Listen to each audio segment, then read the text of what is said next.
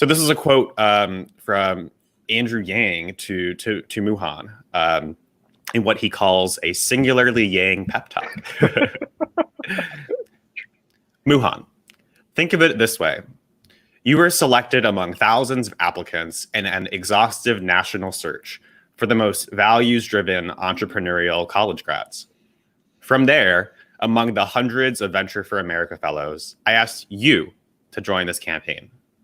What I'm saying is I need you to let go of some of these insecurities because I've seen the people who are supposed to be solving these problems, the senators, the politicians, the people you think are the leaders, and there are no adults backstage.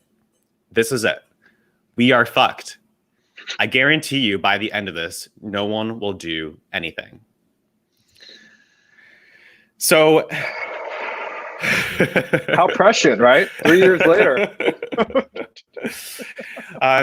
Yeah, I mean, tell us about like that initial conversation. I know we're kind of going a little bit out of order here, but I just remember you sharing this, and it still takes time to sink in, right? You know, it still takes time to process, and I think it's all an evolution of that realization.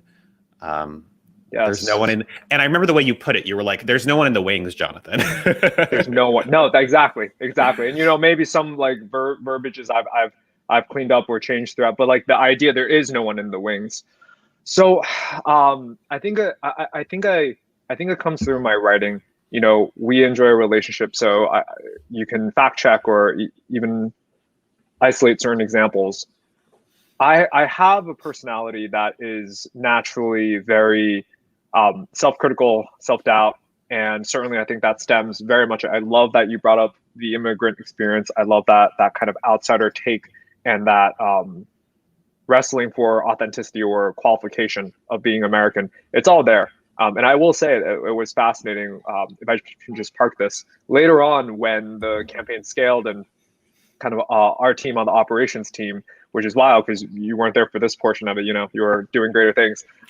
We got to 8 people. And when we looked at the feeling of why our team felt different than many of the other departments on the campaign, I would say that same essence that you're capturing, the outsiderness, the you can't take things for grantedness, right? The somewhat at times we talk about this the scarcity, which can come from a scarcity of trust, scarcity of resources, the scarcity of a whole slew of things that happens when you're like normal in society. That you know exactly what I'm talking about. That I think was a very defining characteristic of our team, and I think that helped us work very well together. But so to this story, I think I still exhibit it today. Generally speaking, I don't have much natural like confidence in myself. I think that is now greatly supplemented by my confidence in my work. Right? Like I joke with friends, and I do mean it. Like I understand that my viewpoints and my conclusions mean really nothing. I'm just, you know, another voice on the internet.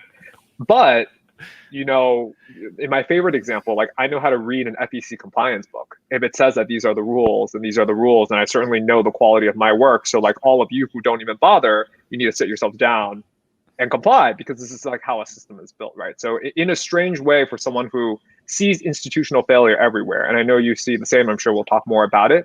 I think the other reason I see institutional failure is also because when a system works well, and you're a candidate now, so like, you know, you have a lot more skin in the game to identify compliance and kind of campaign finance laws, you can see the thumbprints and the residue of people trying to keep this thing balanced. And you're like, that's actually really incredible, right? There's limitations, obviously, like PACs and super PACs and all those things.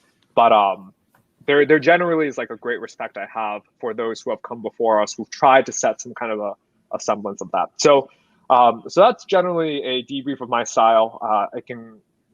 And I think that when you work with me, especially, you know, this was 3 years ago, where I had even that intro that you read of me, which makes me sound very, very cool. I had done none of that, right? I evidently now we can say, looking back, clearly had many of the qualifications, right? Or qualifications is not the right word. I mean, we're in a non-credential business as politicians or politics. So I really don't actually like that word, but a lot of the starting ingredients.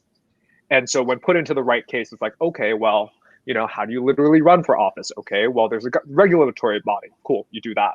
Then how do you take donations? Oh, well, you need a donation page. Cool. Like, where does that money go? It's obviously not going into the candidate's personal bank account. Oh, so you need a bank account for that. Okay. How do you market? How do you track all these things? And that's really why I believe that in many aspects, I was able to poorly, but still keep many of the balls up and running, because starting a new enterprise is starting a new enterprise is starting a new enterprise, right? Your product may be different, your industry may be different, but the same ideas of like establish a feedback loop, look for the metrics, try to optimize for those metrics, whatever they are, and then reevaluate and learn. Those do not change. So really going back to that discussion with Yang, and there are honestly so many, but I'm glad even like the stories I tell frequently have some kind of consistency.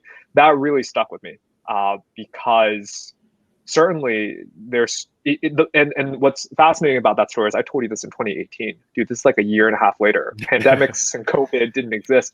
That story has aged extremely well. I mean, truly, at the end, not a single politician was looking at the solutions we were talking about. If it wasn't for COVID, I don't think we would be, people are like, oh, like pandemic did more work than you guys. It's like, it's true. It's totally true. I mean, history happens with all these things around it. But I certainly think that the movement that you and I are a part of and engage in vigorously, there's a reason why now legitimate established politicians are talking about $2,000 a month, right?